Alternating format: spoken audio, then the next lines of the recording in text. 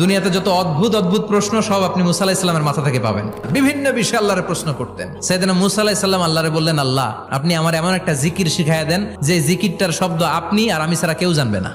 দিনে রাতে সব সময় এই জিকির আমি করব, আপনারে ডাকবো, কিন্তু শর্ত হলো এই জিকিরটা জানবে শুধু আপনি আর জানবো শুধু আমি। আল্লাহ বললেন, মুসা পড়ো লা ইলাহা ইল্লাল্লাহ।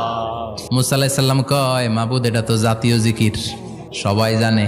আমি তো চাইছি এক্সেলেন্ট একটা জিকির, কারো কাছে নাই, শুধু আমি জানবো আর আমি পড়বো।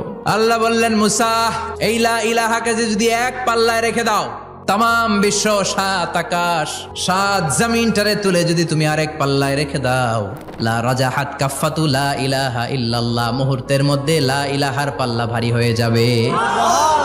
ও মুসা, তুমি যতই এক্সক্লুসিভ জিকির চাও, লা ইলাহার চেয়ে দামি জিকির আমার কাছে নাই।